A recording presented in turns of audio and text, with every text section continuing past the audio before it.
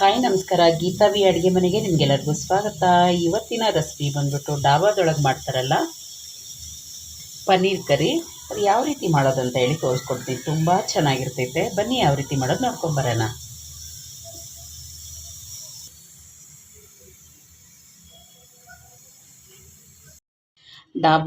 ಡಾಬಾ ಕರಿ ಮಾಡಲಿಕ್ಕೆ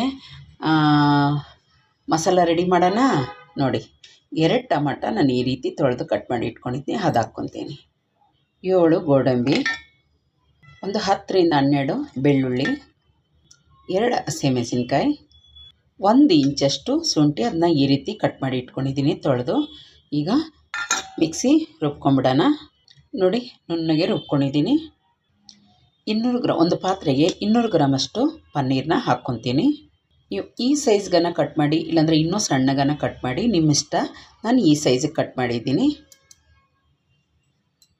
ಸ್ವಲ್ಪ ಒಂಚೂರು ಅಚ್ಚಿದ ಖಾರದ ಪುಡಿ, ಒಂದು 1/4 ಸ್ಪೂನಷ್ಟು, ಒಂದು 1/4 ಸ್ಪೂನಷ್ಟು ಅರಿಶಿನ, ಸ್ವಲ್ಪ ಉಪ್ಪು, ಚೆನ್ನಾಗೆ ಮಿಕ್ಸ್ ಮಾಡ್ಕೊಳ್ಳೋಣ.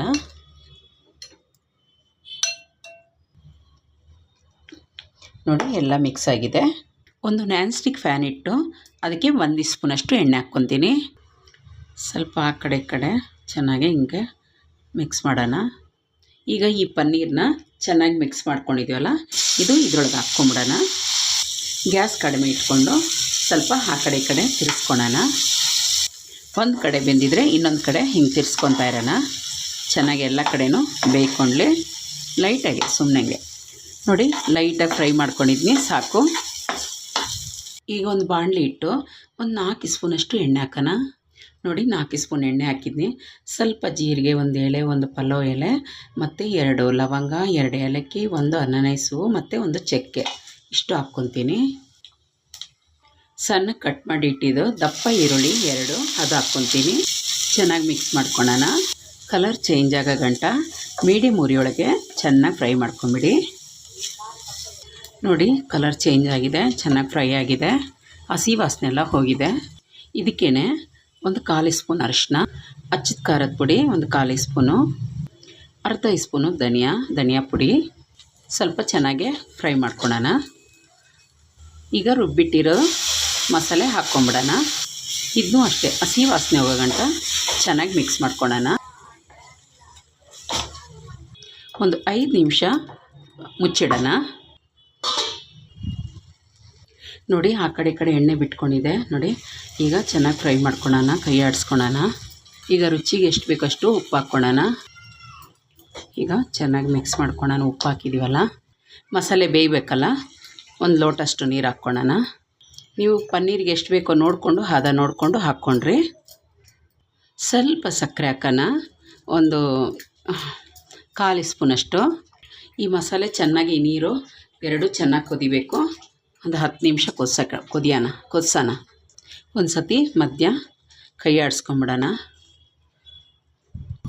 ನೋಡಿ, ಚೆನ್ನಾಗಿ ಕುದ್ದಿದೆ. ಈಗ ಪನ್ನೀರ್ ಹಾಕ್ಕೊಂಡ್ಬಿಡೋಣ.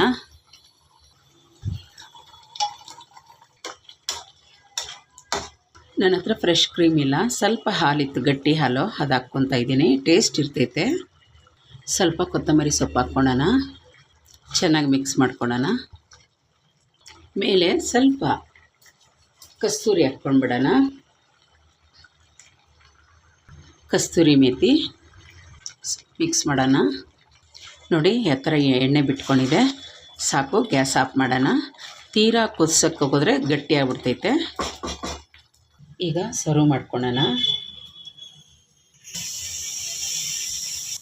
ಸುಮ್ಮನೆ ಡೆಕೋರೇಷನ್ಗೆ ಹಸಿಮೆಣಸಿನ್ಕಾಯಿ ಸುಮ್ಮನೆ ಮೇಲೆ ಹಿಂಗೆ ಹಾಕ್ಕೊಳ್ಳೋಣ.